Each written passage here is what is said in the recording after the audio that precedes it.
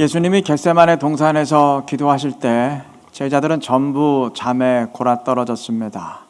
그들에게 주님은 말씀하셨습니다. 마음에는 원이로되 육신이 약하도다. 비록 육신은 잠에 골아떨어졌지만 그래도 마음으로는 어떻게든 기도해보려고 애썼음을 인정해 주신 것입니다.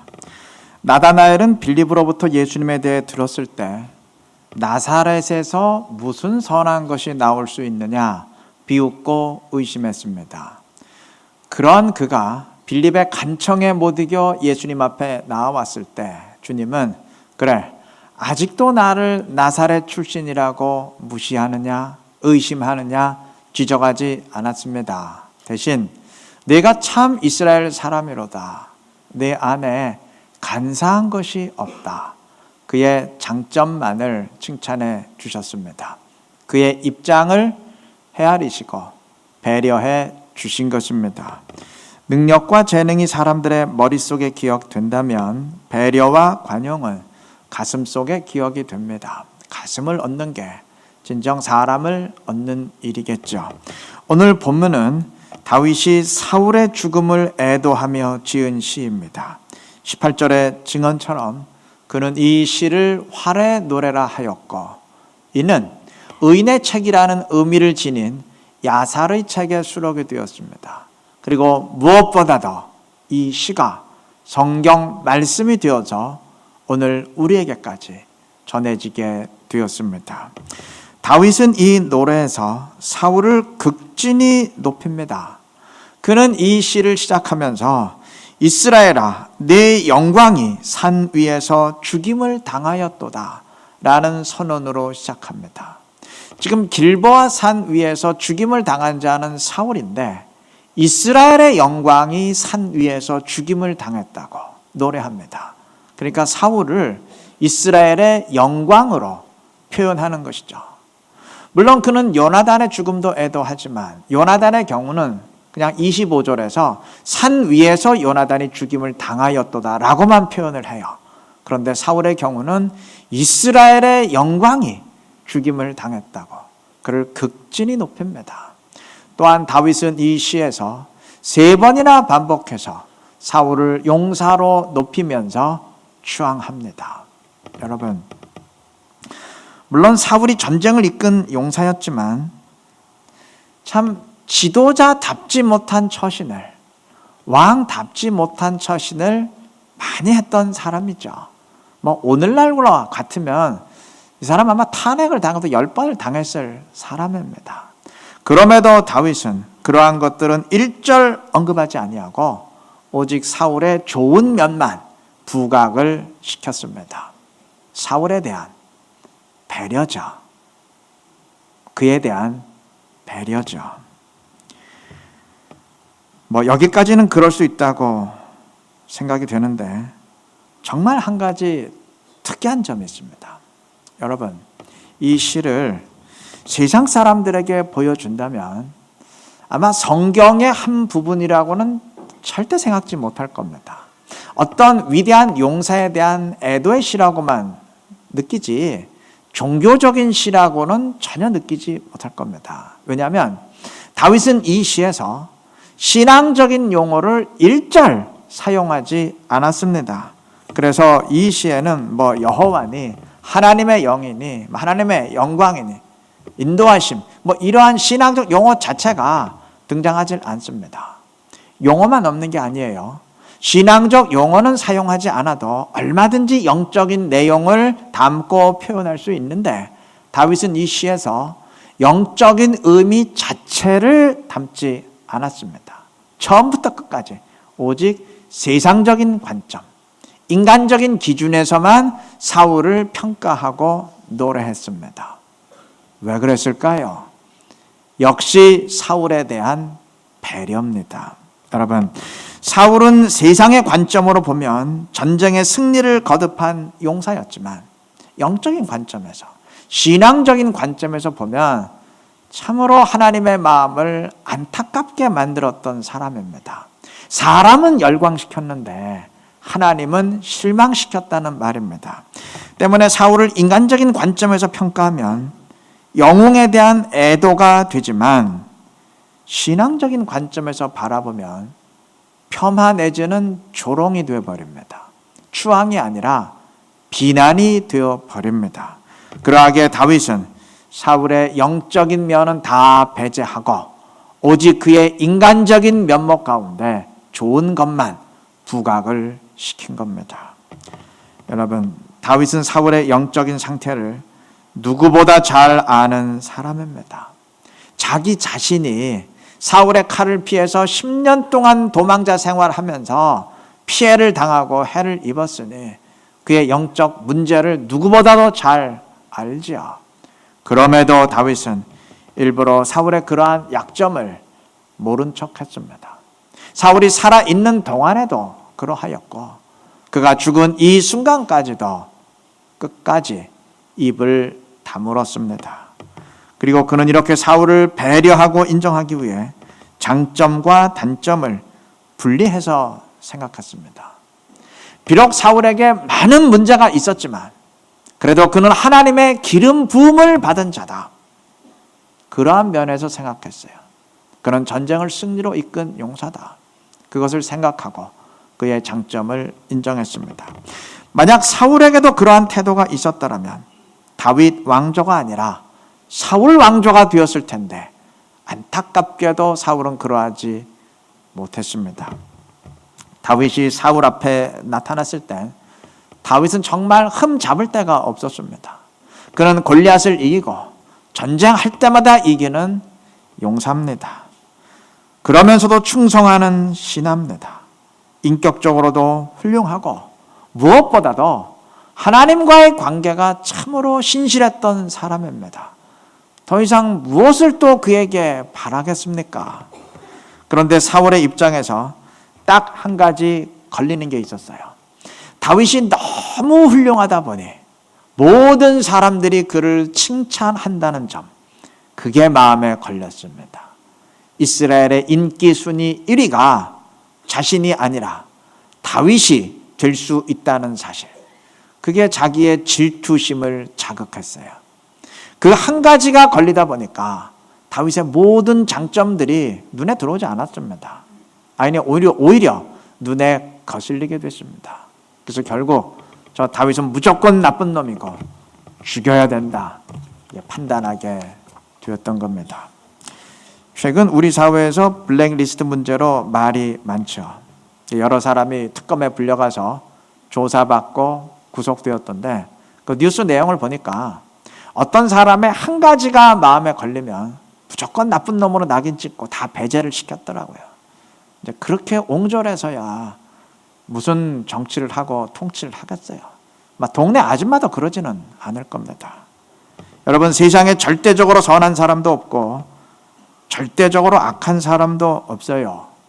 장점만 가진 사람도 없고 또 약점만 있는 사람도 없습니다. 다 부분적으로 선하고 부분적으로 악할 뿐입니다. 분리해서 판단할 수 있어야 됩니다. 그리고 때론 다윗처럼 그 사람의 장점만 생각하고 약점에 대해선 입을 다물 줄도 알아야 됩니다. 아마 초대교회 성도들은 사도 바울을 볼 때마다 저 사람은 스데반 죽인 사람이고 예수 믿는 사람 핍박하고 체포하던 사람인데 생각이 났을 겁니다. 제자들을 볼 때마다, 사도들을 볼 때마다 저 사람들은 예수님을 다 배신하고 도망치고 공개적으로 저주까지 했던 사람인데 생각이 났을 겁니다. 그런데 언급하지 않았어요. 그게 무슨 떠도는 루머도 아니고 100% 확실한 사실이었음에도 끝까지 입을 다물었습니다. 그들에 대한 배려죠. 교회는 그래서 무너지지 않을 수 있었습니다. 다윗은 사울을 배려해 주었고 그러했기에 하나님이 인정하는 왕이 될 수 있었습니다. 배려하는 자를 하나님도 배려하시기 때문입니다. 은혜 베푸는 자에게 주님은 역시 은혜를 베푸시고 사랑을 베푸는 자에게 주님은 역시 사랑을 베푸십니다. 근데 이 말은 뒤집어 말해도 사실이에요. 배려하지 않는 자에게 하나님은 절대로 배려를 베풀지 않아집니다. 때문에 배려와 인정과 사랑은 그 사람을 위한 것이면서 사실은 나를 위한 것입니다. 배려하고 인정함으로써 우리 역시 주님으로부터 배려받고 인정받고 더 큰 사랑과 은혜로 체험받을 수 있는 지혜로운 성도님들 되시기를 바랍니다. 지금 말씀드린 것처럼 다윗은 이 시를 쓰면서 사울을 신앙의 기준에서 바라보지 않았어요. 철저하게 인간적인 기준, 세상의 기준에서만 바라보고 노래했습니다. 아마 다윗의 이러한 태도에 상당히 마음이 불편할 수도 있을 겁니다. 아니, 우리가 붙들어야 될 것이 신앙의 기준이고 하나님의 기준이고 사람에게 가장 중요한 것이 하나님과의 신실한 관계인데 어떻게 그런 걸 싹 다 무시할 수 있느냐. 이건 절대 경건하지 못하다, 신앙적이지 못하다, 마음이 불편할 수도 있어요. 불편까지는 아니더라도 의아할 수는 있습니다. 그런데 아무리 그래도 이건 문제가 있다, 노골적으로 반발하지는 못합니다. 왜냐? 우리는 이미 다윗이 신실한 사람이라는 것을 알고 있기 때문에 그가 쓴 글을 일단 받아들이게 됩니다. 그리고 결정적으로 이것이 성경 말씀이 되었습니다.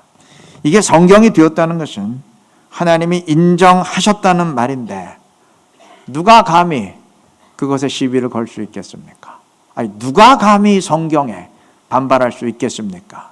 그건 하나님과 맞서겠다는 말인데 감히 반발할 수가 없죠. 그런데 만약 다윗이 이 노래를 지었을 그 당시에, 다시 말하면 이 시가, 이 노래가 성경 말씀이 될 것을 전혀 모르는 상태에서, 그리고 다윗이 어떤 사람인지 앞으로 신실한 통치를 할 걸 전혀 모르는 상태에서 이 내용을 보았더라면 어땠을까요? 그래도 모두들 이 내용을 받아들였을까요? 글쎄요.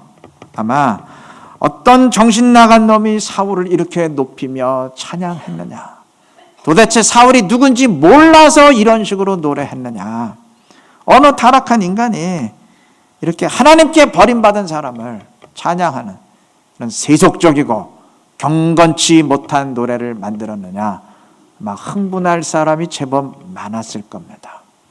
네, 맞아요. 이 시의 내용만 보면 세상적이고 세속적입니다. 영적인 내용을 다 생략했으니까, 다 삭제했으니까 세상적이고 세속적일 수밖에 없지요. 근데 중요한 사실이 있어요. 여러분, 이 시는 바로 그러하기 때문에 경건한 시이고 경건한 노래입니다. 그게 지금 무슨 말 같지도 않은 소리입니까? 하실 텐데, 여러분, 경건이 뭔가요? 신앙이 뭔가요? 경건이란, 신앙이란 주님의 뜻을 따르고 순종하는 것, 다시 말하면 본질을 붙드는 것입니다. 여러분, 하나님은 사울 왕에게 크게 실망하셨습니다. 아니, 그를 포기하고 버렸습니다. 예, 맞아요. 그런데 중요한 게 있어요. 하나님은 그렇다 그래서 사울을 즉각 왕위에서 끄집어내리지 않았어요. 그의 임기를 끝까지 보장하셨습니다. 다윗은 이것을 보면서 사울에 대한 하나님의 마음이 어떠한지를 분명히 깨달았어요. 그리고 사울이 만약 사울을 신앙적인 관점에서 평가하게 되면, 그의 영적인 면을 부각시키게 되면 사울은 철저히 하나님을 무시했던 사람이고 버림받은 사람이 되어버립니다. 다윗이 그렇게 사울을 노래하는 순간 그는 사울의 세력과 원수가 되어버립니다. 평화적인 정권 교체를 절대 이룰 수가 없어요.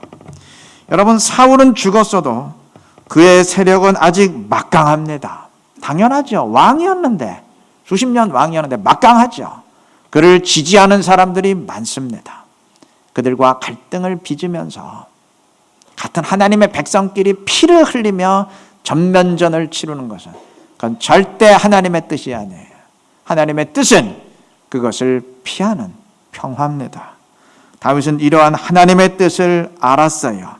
그러했기에 그는 영적인 측면은 애써 배제하면서 사울을 높였고 하나님의 뜻을 순종하면서 무력 충돌을 피했습니다.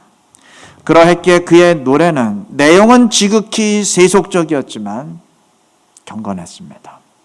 진정한 경건이란, 진정한 신앙이란 얼마나 영적인 내용을 많이 담고 있느냐, 그게 아니고 얼마나 주님의 뜻을 따르고 있느냐, 그것에 달린 것이기 때문입니다.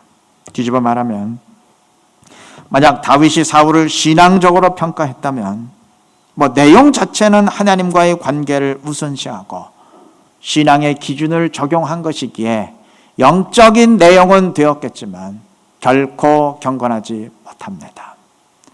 하나님의 뜻에 맞지 않기 때문입니다. 하나님의 뜻에 맞지 않는 것이 그게 어찌 경건이 되겠습니까? 여러분, 중요한 것은 내용과 형식이 영적이냐 세속적이냐, 그게 아닙니다. 활의 내용처럼, 활의 노래처럼 내용은 지극히 세속적인 것 같은데 실상은 경건할 수 있습니다. 물론 그 반대도 사실입니다. 신앙적이고 영적인 것 같은데 실상은 지극히 세속적일 수 있습니다. 예를 들어서 만약 다윗이 지금까지 자신을 괴롭힌 사울에게 복수하고 분풀이하려는 차원에서 의도적으로 사울을 신앙적인 관점에서 평가하고 영적인 면을 부각시키면서 그를 노래했다면 어떻게 됐을까요? 신앙의 기준을 적용했으니 영적인 내용은 되었겠지만 세속적인 노래, 그 이상도 이하도 아닙니다. 나를 괴롭혔으니 너도 한번 당해봐라, 이러한 분풀이가 어찌 경건이 되겠습니까? 그게 어찌 세속의 수준을 넘어설 수 있겠습니까? 주님은 세리와 죄인의 친구라는 별명을 얻을 정도로 당시 죄인의 대명사였던 세리들과 어울렸습니다. 이 모습만 보면 이건 세속적인 정도가 아니고 아주 막가파식의 행태입니다. 당시 기준으로 그거는 저 쓰레기과에 속하는 인간들이나 할 수 있는 짓이에요. 저런 놈이 무슨 메시아냐, 종교 지도자들의 신랄한 비난을 받은 것이 당연합니다. 그런데 그렇게 불경하고 추잡하게 보이는 일이 실상은 가장 경건한 일이었습니다. 죄인을 구원하시려는 하나님의 뜻을 끝까지 순종한 일이었기 때문입니다. 하나님이 그 아들을 이 세상에 보내신 목적을 가장 분명히 보여주는 일이었기 때문입니다. 반면 영적인 내용과 성식에 집착했던 종교 지도자들에게 주님은 이렇게 말씀하셨습니다. 독사의 새끼들아, 인간도 입에 담기 힘든 욕이 주님의 입에서 튀어나왔습니다. 얼마나 구역질이 났으면 그러하셨겠습니까? 우리 명심하십시다. 신앙적인 형식을 취한다고 그 자체로 경건한 것 아닙니다. 영적인 내용을 담는다고 그 자체로 경건한 것 아닙니다. 예배로 포장한다고 그게 경건한 것 아닙니다. 그 어떤 영적인 언어와 행동이건 주님의 더 큰 뜻을 거스르고 있다면 그것은 세속적, 그 이상도 이하도 아닙니다. 때문에 때로는 열심히 기도하는데 경건치 못할 수 있고 입만 열면 하나님 찾는데 지극히 세속적일 수 있습니다. 말씀을 외치고 매일 성령 충만을 외치는데 전혀 경건과는 상관이 없을 수도 있습니다. 어쩌면 오늘 경건의 모습에 취해서 진정한 경건을 우리가 잃어가고 있는지 모릅니다. 영적인 언어와 의식에 취해서 진정한 영성을 잃어가고 있는지 모릅니다. 회복해야 됩니다. 주님이 원하시는 것은 경건한 모습이 아니라 경건입니다. 영적인 모습이 아니라 영성입니다. 우리의 기도가, 우리의 예배가 경건한 모습을 넘어서 경건이 되도록 만들어야 될 것입니다.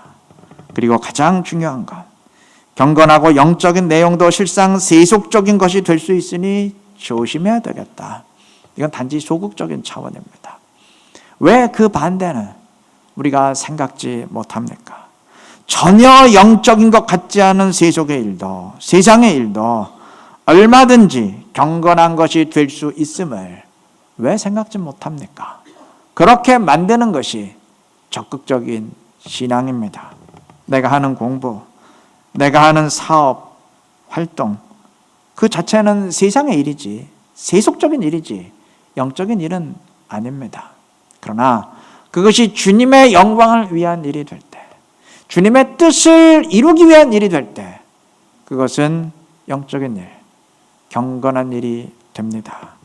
어떻게 내가 하는 사업이 주님의 뜻을 위한 일이 되는지 아무리 생각해도 모르겠지만 기도하면서 그러한 마음가짐으로 살아가면 됩니다. 내가 먹고 살기 위한 직업이고 내 뜻을 위한 공부지만 그러나 어떤 형태로건 이것이 주님의 영광을 위한 일이 되게 하시고 다 합력해서 주님의 뜻을 이루는 일이 되게 하옵소서. 기도하면서 정말 그러한 가치관을 지니고 살아가면 됩니다. 그러면 주님이 알게 모르게 주의 뜻 가운데 인도해 가실 것입니다. 그것이 그 세상의 일도 경건하게 만드는 적극적인 신앙입니다. 이러한 신앙 꼭 지니시기를 바랍니다. 그래서 세상의 일도 영적인 일로 만들고 세상도 교회처럼 만들어갈 수 있는 지혜롭고 신실한 우리 모두가 되시기를 바랍니다. 말씀을 맺겠습니다. 오늘 2장 마지막 절까지 읽었는데 본문 다음 구절인 3장 1절 보면 다윗이 여호와께 질문합니다. 내가 유다의 성읍으로 올라가리이까? 그리고 그는 주님의 답변을 듣고 행동합니다. 다윗은 이처럼 늘 여호와께 질문하고 그의 말씀대로 행동했습니다. 그가 주님의 뜻을 따르는 삶, 다시 말하면 경건한 삶을 살 수 있었던 가장 중요한 이유입니다. 우리도 그렇게 하면 됩니다. 어떻게 하면 주님의 뜻을 따를 수 있을까 늘 인식하면서 그렇게 살려고 애쓰면 됩니다. 그러면 다윗의 경우처럼 하나님이 직접 음성으로 말씀하지는 않으셔도 알게 모르게 주의 뜻 가운데 우리를 인도해 가실 것입니다. 다윗은 블레셋의 시글락에서 사울이 죽은 소식을 듣고 이 노래를 지었는데 그곳에 있는 다윗에게 사울의 머리를 베어 가지고 와서 사울의 죽음을 알린 사람이 있습니다. 아말렉 사람입니다. 그는 전쟁의 현장에서 사울의 시신을 발견한 뒤에 아주 교활한 생각을 했어요. 사울이 다윗을 죽이려던 사람이었으니까 사울의 죽음을 다윗에게 알리면 크게 기뻐할 것이다. 그러니 내가 사울을 죽인 것처럼 위장하고 그의 머리를 베어 가지고 가면 다윗이 내게 큰 상을 내릴 게 아니냐. 이렇게 착각을 하고 다윗을 찾아온 것입니다. 세상의 상식으로는 그의 생각이 맞아요. 사울이 제거됨으로 다윗이 왕위에 오르게 되었으니 다윗이 상을 내릴 것이 분명하죠. 그런데 그는 다윗이 믿음의 인물이라는 것을 몰랐어요. 하나님의 자녀의 사고방식은, 하나님 백성의 사고방식은 세상 사람들의 사고방식과 다르다는 것을 몰랐습니다. 그는 그저 세상의 일반적인 생각이 그러하고 자기 생각도 그러하니까 다윗도 그러하리라 단순히 생각하고 행동했습니다. 그러한 그에게 주어진 것은 큰 상이 아니라 죽음이었습니다. 우리 모두 이럴 수 있습니다. 세상의 생각이 이러하고 내 생각도 이러하니까 하나님의 생각도 이러하리라 판단하고 행동할 수 있습니다. 명심해야 됩니다. 사람의 생각과 내 생각과 하나님의 생각은 다를 수 있습니다. 세상의 사고방식과 하나님 나라의 원리는, 말씀의 가치관은 다릅니다. 다윗처럼 늘 하나님의 뜻은 무엇일까 물어야 하는 이유가 이 때문입니다. 성경 말씀을 통해서 주님의 뜻을 늘 확인하고 또 확인해야 되는 이유가 이 때문입니다. 성경이 구체적으로 말씀하지 않는 내용인 경우에 열린 마음으로 주의 인도하심을 구해야 되는 이유가 이 때문입니다. 그래야 경건의 모습을 넘어 경건이 되고 영적인 모양을 넘어서 진정한 영성이 될 수 있습니다. 우리 모두 이렇게 하시기를 바랍니다. 그래서 언제나 주님의 뜻을 따르는 경건한 신앙생활, 진정한 신앙생활 이어갈 수 있는 이루는 교회 모든 성도님들 되시기를 그리스도의 이름으로 축원합니다.